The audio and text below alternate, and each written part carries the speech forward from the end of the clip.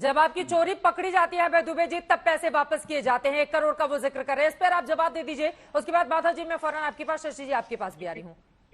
चित्रा उंगली क्यों कांप रही है? इनकी उंगली कांप रही है, डर गए हैं शायद। ठीक है। हाँ। मुझे तो शक है कि ये सर्वोच्च अदालत के वकील हैं कि भी नहीं है। अरे एजेएल 2 सेपरेट एंटिटी है, यंग इंडिया और एजेएल। अरे आप मेरी चिंता ना करो, मुझे तो लगता है राहुल गांधी भारत के नागरिक हैं भी कि नहीं है।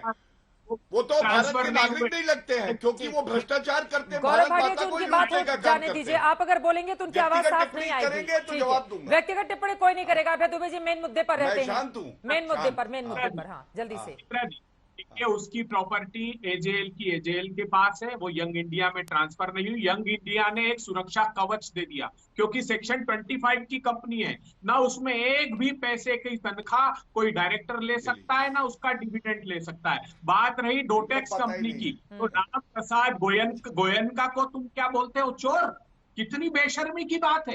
अरे 1 करोड़ रुपए का हमने बाकायदा लोन लिया, 14% रेट ऑफ इंटरेस्ट से उसका भुगतान किया, और पूछिए इनकम टैक्स ने उसकी जांच नहीं। कब लौटाया? तारीख बताइए, चलिए तारीख बताइए। सब लोग सेक्शन 25 की कंपनी में ओनरशिप हो सकती है कि नहीं, ये बताइए। चलिए 2 सवाल है, कब लौटाया 1 करोड़ रुपया? बताइए जल्दी जल्दी बताइए, कब लौटाया?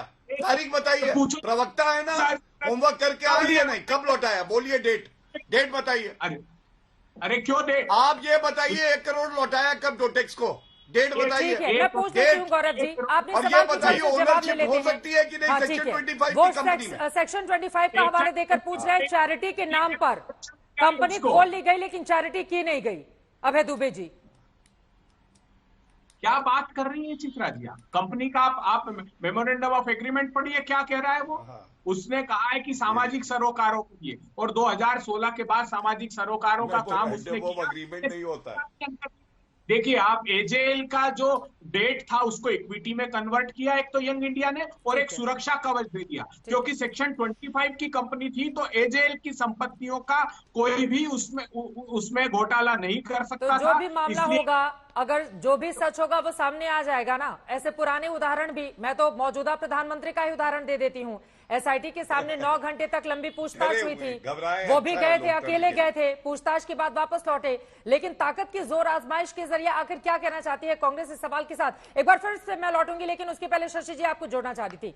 शशि पांजा जी, मेरा आपसे सवाल है, दरअसल आप लोग अगर इसी तरह की कार्रवाई पुलिस के जरिए पश्चिम बंगाल में करें तो आपको लगता है कि नहीं वह पूरी तरह से निष्पक्ष है? अगर वैसी ही कोई कार्रवाई आर्थिक हेराफेरी या लेन देन के मामले में ईडी या फिर सीबीआई या इस तरह की जांच एजेंसियां करे, तो आप लोगों को उसमें खोट नजर आता है?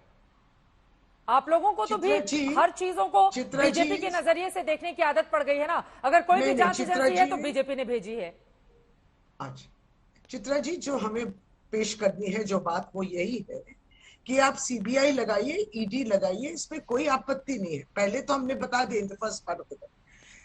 हैरानी वाली बात यह है कि अभी आज जो वार्तालाप चल रही थी, इसमें सीबीआई और ईडी पे भरोसा नहीं रखा गया। क्यों? कह रहे कि इतनी भीड़ थी कि कहीं सीबीआई ईडी को प्रभाव किया जा रहा है। सीबीआई और ईडी की इतना हल्का हो गया। अगर इतना ही भरोसा कम है तो आप सोचिए, आप उनपे भी शक उठा रहे कि अगर भीड़ देख के ईडी सोचे कि नहीं शायद हम लोग गलत है और वो सही है। इतना हल्का मत लीजिए। Where is the credibility? आप तो उनके ही इंस्टीट्यूशन को क्वेश्चन कर रहे हैं। और ये सवाल उठता है इस वजह से कि हाल ही में फरवरी 2022 में सुप्रीम कोर्ट में केंद्र सरकार ने जवाब दिया है और कहा कि 4700 केस जो ईडी इन्वेस्टिगेट कर रही है एज ऑन डेट, माने फरवरी 2022, और ये कानून पीएमएलए कानून जो 2002 को हुई, उसके बाद से जितने भी केस में केवल 313 एलिजिडली अरेस्ट हुए हैं people. So this is the success rate. अर्थात या तो आप दो चीज हो सकती है, या तो आप ईडी सीबीआई को व्यवहार करते हैं कि कुछ राजनीतिक दल और व्यक्तियों को बदनाम किया जाए,